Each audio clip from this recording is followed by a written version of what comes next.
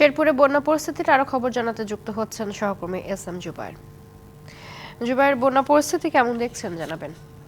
আমরা এর আগের খবরে যেমন অবনতির কথা জানাচ্ছিলাম, এবার সংবাদে আরও কিছু যুক্ত করতে চাই যে ইতিমধ্যে কিন্তু শেরপুরের 5টি উপজেলায় কিন্তু পানি প্লাবিত হয়েছে। 5টি উপজেলার বিভিন্ন স্তরে প্লাবিত হচ্ছে। উজান থেকে পানিগুলো নেমে যে ভাটি অঞ্চলগুলো আছে সেই এলাকাগুলোতে প্রবেশ করতে শুরু করেছে। আমরা আজকে সকালের পর থেকে জানছিলাম যে শেরপুরের নকলা উপজেলার 3টি ইউনিয়ন এবং সদর উপজেলার 3টি ইউনিয়নে কিন্তু ইতিমধ্যে পানি প্রবেশ করেছে এবং শেরপুরের নালিতাবাড়ি যে উপজেলা রয়েছে সেই উপজেলা সদরের সাথে কিন্তু সারা দেশের সাথে যে সড়ক যোগাযোগ সেটি বন্ধ হয়ে গিয়েছে, বিচ্ছিন্ন হয়ে গিয়েছে।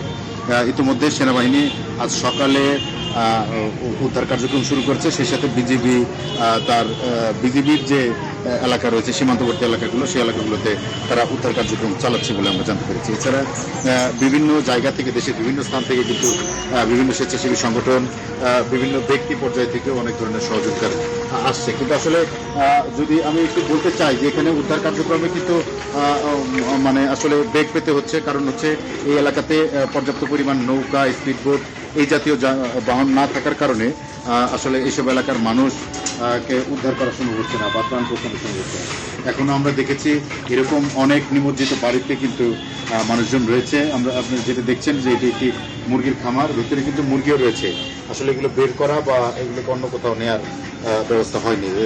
তো এরকম আসলে হাজার হাজার কিন্তু মাছের ঘের তলিয়ে রয়েছে। এখন পর্যন্ত সরকারি সহায়তা হিসেবে আসলে খাদ্যদ্রব্য পৌঁছায়নি বলে জানিয়েছেন এলাকাবাসীরা এবং সবাই বলছেন যে 2 দিন থেকে তারা অনাহারে রয়েছে, তাদের কিন্তু আসলে খাবারের প্রয়োজন।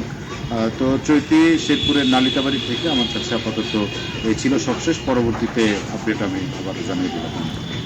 জুবায়ের, ধন্যবাদ আপনাকে।